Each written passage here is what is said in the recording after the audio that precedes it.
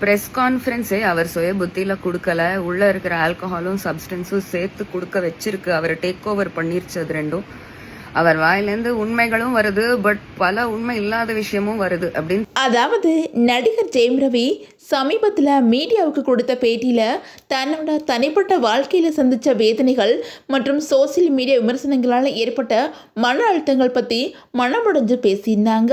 அந்த பேட்டி ரசிகர்கள் மத்தியில் பெரிய அளவில் பேசப்பட்ட நிலையில் இப்போது பாடகி சுசித்ரா தன்னோட இன்ஸ்டாகிராம் பக்கத்தில் வெளியிட்ட இந்த வீடியோவில் இதை பற்றி பல உண்மைகளை உடைச்சு பேசியிருக்காங்க. அதாவது என்ன சொல்லியிருக்காங்க அப்படின்னா, ப்ரெஸ் கான்ஃபரன்ஸை பார்த்து பதறி கதறி அவருக்கு யாராவது ஹெல்ப் பண்ண மாட்டாங்களா அப்படின்னு ரொம்ப கவலையா இருக்கிற மக்களுக்காக இந்த வீடியோ. இந்த ப்ரெஸ் கான்ஃபரன்ஸே அவர் சுய புத்தியில கொடுக்கல, உள்ள இருக்கிற ஆல்கஹாலும் சப்ஸ்டன்ஸும் சேர்த்து கொடுக்க வச்சிருக்கு. அவர் டேக் ஓவர் பண்ணிருச்சு. அது ரெண்டும் அவர் வாயிலேருந்து உண்மைகளும் வருது, பட் பல உண்மை இல்லாத விஷயமும் வருது அப்படின்னு தெரிஞ்சா ஒரு ட்ரூ கன்சர்ன்ட் பர்சனை நம்ம என்ன ட்ரை பண்ணுவோம்? ஃபர்ஸ்ட் அவரை ஒரு ரீஹேப் தெரப்பி, ஏதாவது ஒரு சைக்காட்ரிக் ஹெல்ப் அது கிடைக்கணும் தானே யோசிப்போம். வந்துட்டு அவர் ஆர்த்தியோட சேர்த்து வைக்கலாமா, கனிஷாவோட சேர்த்து வைக்கலாமா அப்படின்ற தாட்ஸா வரும். And when that person intentionally blocks everybody who's trying to genuinely help him, then how can one help him? அந்த சப்ஸ்டன்ஸும் ஆல்கஹாலும் எந்த அளவுக்கு அவரை டேக் ஓவர் பண்ணிருச்சுன்னா, ஊத்தி கொடுக்கற மாதிரி அதை கோலம் போட்டு கொடுக்கற மாதிரி ஆளுங்களை தான் பக்கத்துல வச்சுப்பாங்க. இவர் பெரிய ஸ்டார்ன்றதுனால இவரோட எல்லா ஹேபிட்ஸுக்கும் ஒத்துழைச்சிட்டு when it gets too much for them அவங்க எஸ் ஆயிருவாங்க, அவங்க இடத்த வேற யாராவது டேக் ஓவர் பண்ணுவாங்க. அப்படி when he has a wall of people around him who encourage his habits, then the people who genuinely want to help should actually detach and not worry about it anymore.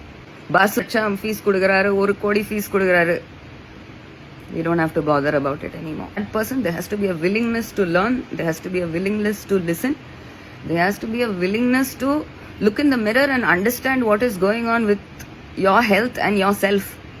அது இல்லாத பட்சத்துல even his parents have given up.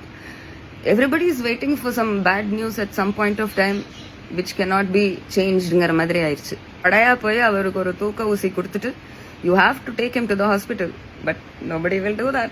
cry for help ஜெனுவினா அப்படின்னு அவரை help பண்ண try பண்ண நிறைய பேர் இப்ப கேக்குறாங்க. So what was all that?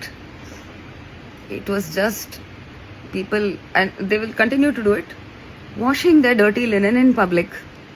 அவ்வளவுதான்.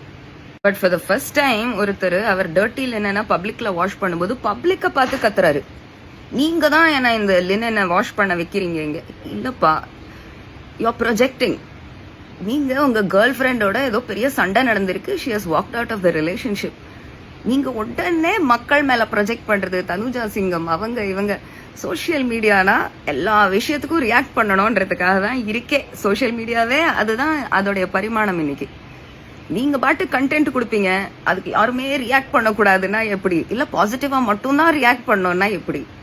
நீங்க பேசாம ஒரு டைம் மெஷின்ல ஏறி அந்த காலத்துக்கு போய் அயோத்தியால ராமரா மாறிடுங்க ஜெயம் ரவி.